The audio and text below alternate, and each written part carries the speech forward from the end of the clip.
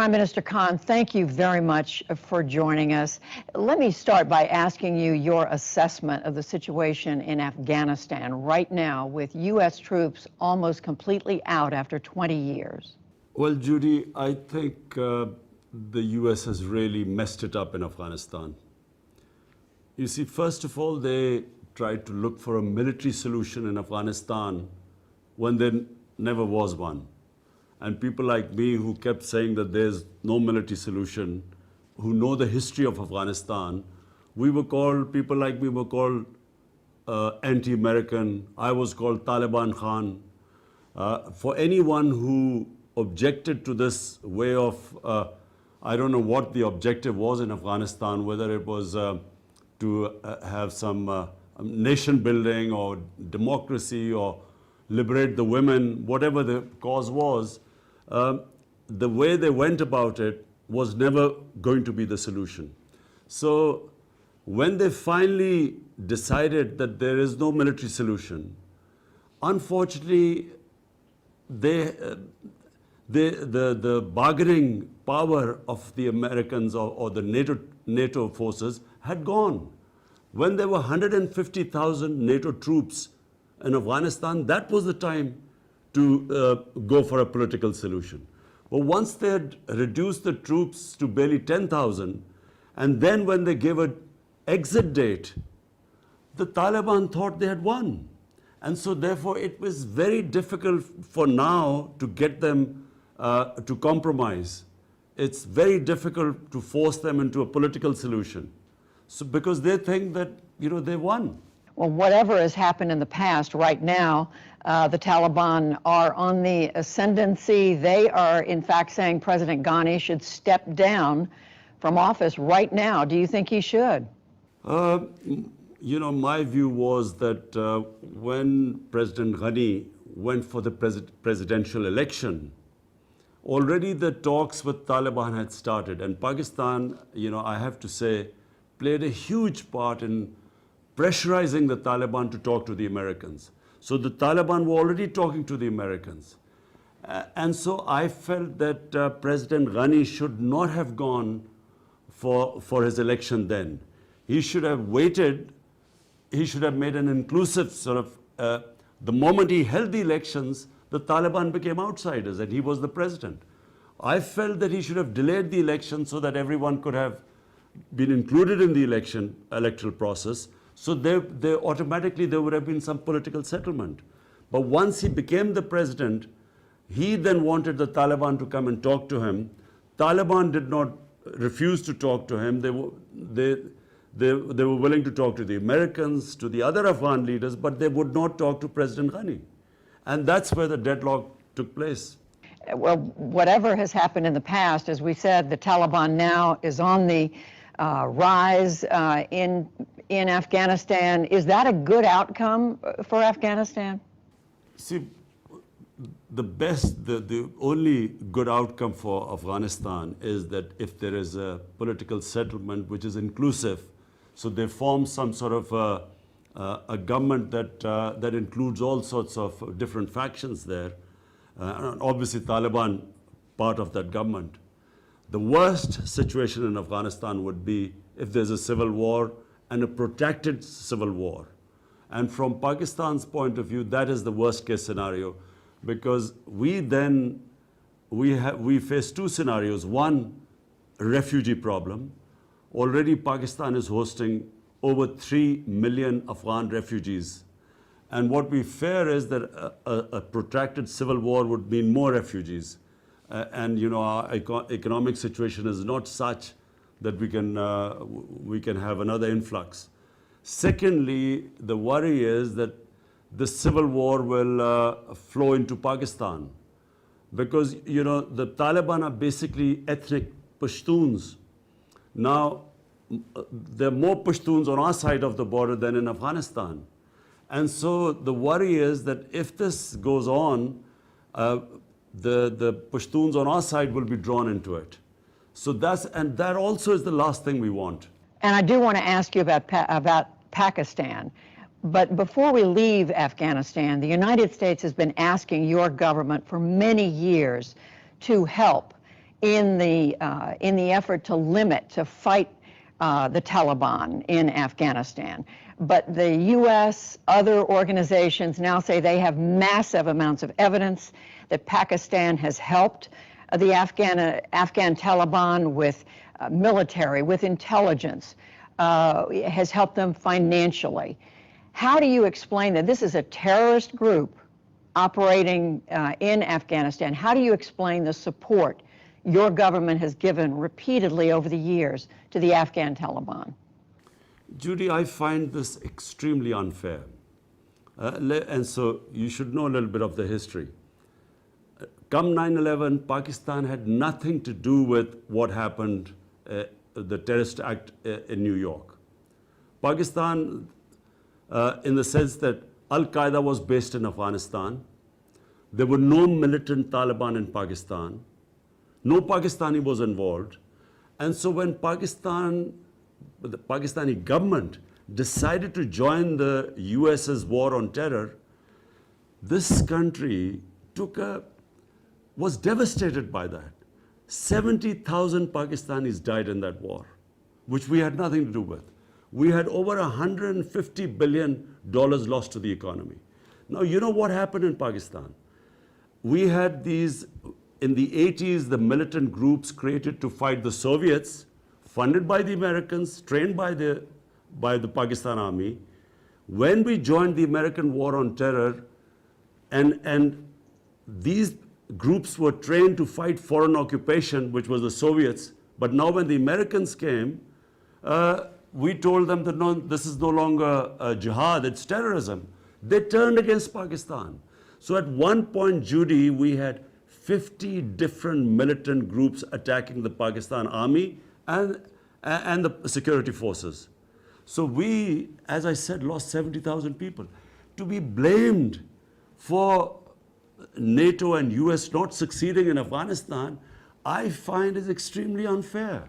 It's not the only thing that's blamed, but it's an important thing that's blamed, in that the Afghan Taliban has always been able to have a safe haven next door in Pakistan. And again, the U.S. says it has mountains of evidence that your ISI, other elements of the Pakistan military, have helped the Taliban in Afghanistan over the years. Just in the last few days, there's a report 10,000 Pakistan fighters have crossed over the border to help the Taliban in this most recent fighting. So this is going on right now.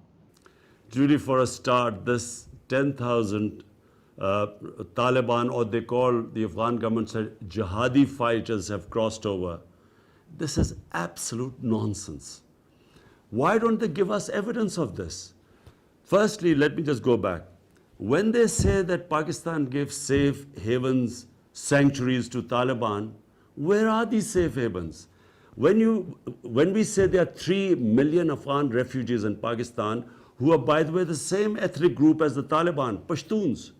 Now, there are camps of 500,000 people. There are camps of 100,000 people.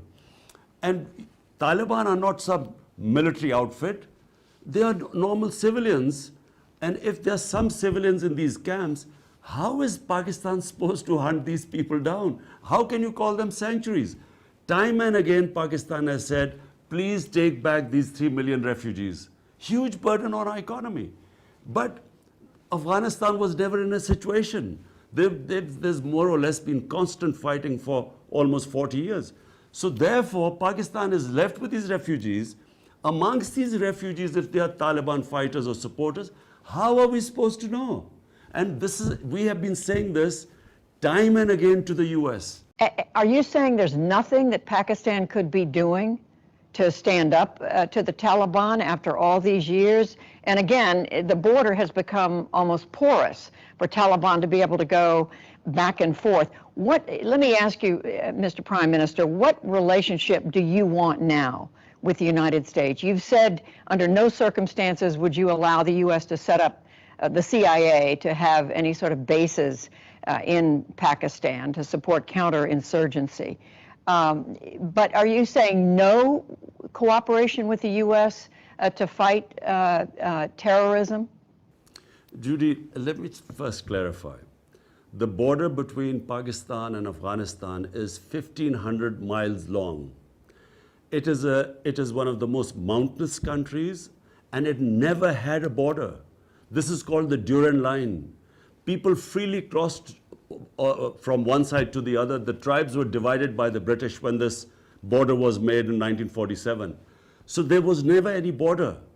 Now, what Pakistan has done, in order to stop these accusations that we are sending in people from here, this is the first time the border has been fenced.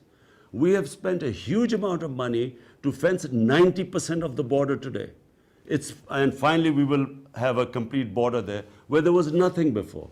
Now, when you say about US having bases for counterterrorism, please let me make you understand this. When a country loses 70,000 people and is bankrupted by this war on terror, when we joined the US after 9/11, we do not have the capacity to have any more fighting within our border, any terrorism within our country, because when we were in the height of that war on terror, which Pakistan joined, there were suicide bombs taking place all over the country. The businesses collapsed, tourism collapsed. So what we do not want to be is part of any conflict. Now, if there's a conflict going on in Afghanistan and there are bases in Pakistan, we then become targets. We will then become part of a conflict which we were in the last 15 years, and we do not want. We want to be partners in peace, but not in conflict. So are you saying, what sort of relationship do you want? What do you expect from the United States at this point? You're looking for a trading relationship. What is it that you want your relationship with the United States to be after this very fraught period of the last 20 plus years? Well, Judy, the last relationship was transactional. Pakistan was more like a hired gun. The US says that we paid you, gave you aid, and that's why you were fighting this so-called war on terror. Pakistan, on the other hand, felt that here was a country which had no need to be part of this war. It loses 70,000. I mean, which other country has lost 70,000 people fighting for someone else's war?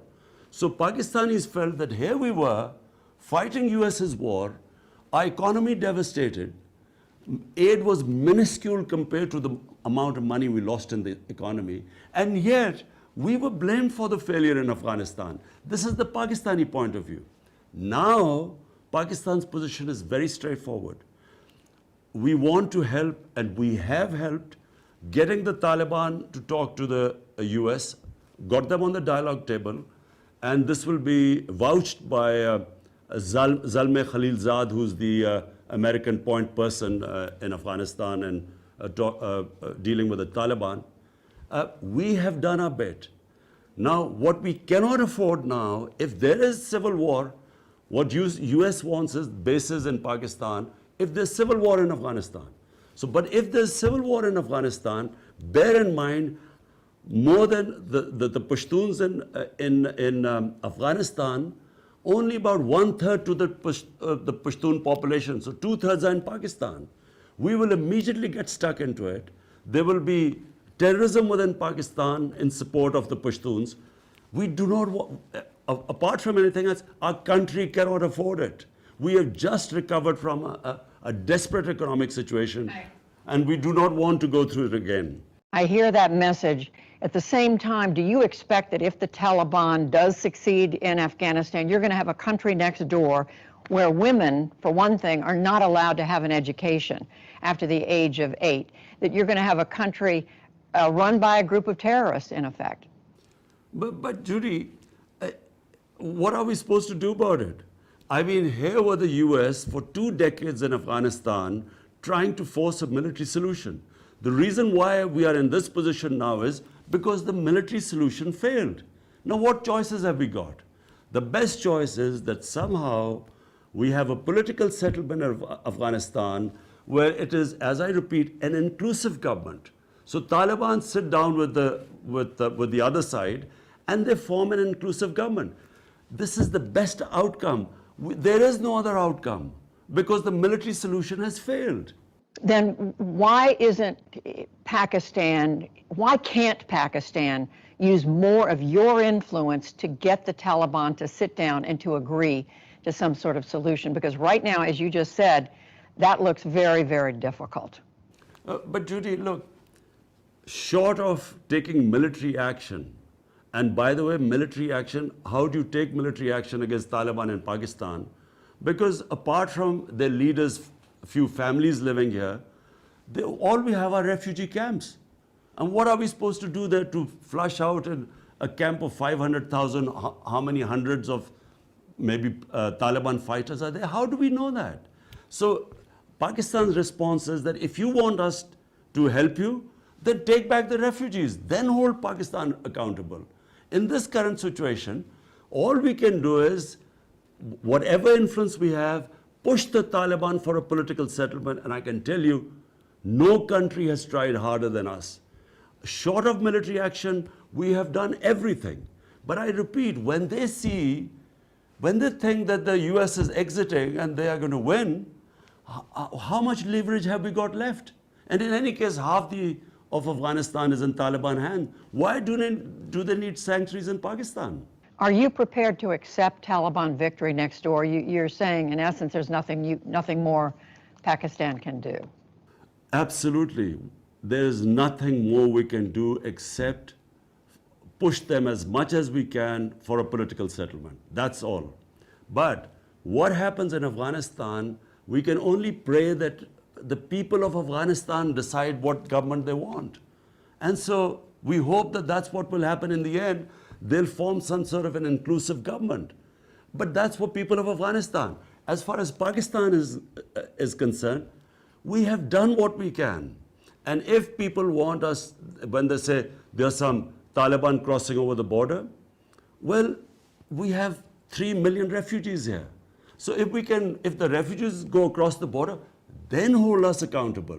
Then we will guarantee that there's no one will go across.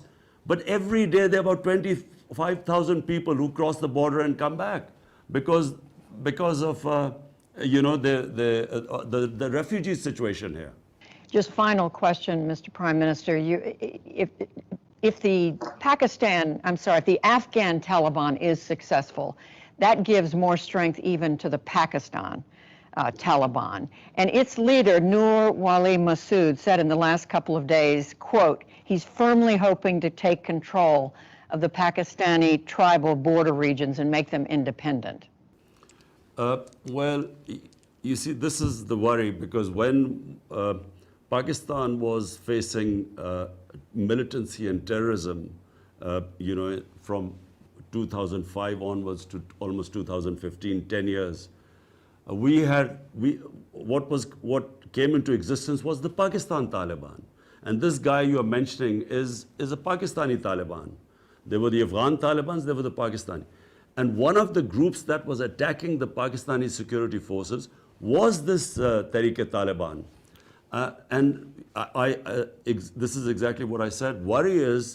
My worry is that if there's a protracted civil war in Afghanistan, we will have this overflowing into our country. And yes, it worries us.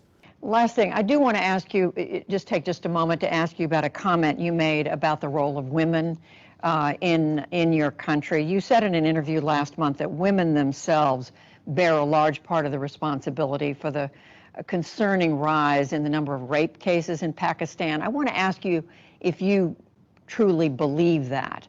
I mean, you've lived in the West, you've traveled widely around the world. Do you believe women bear a large part of the responsibility for this?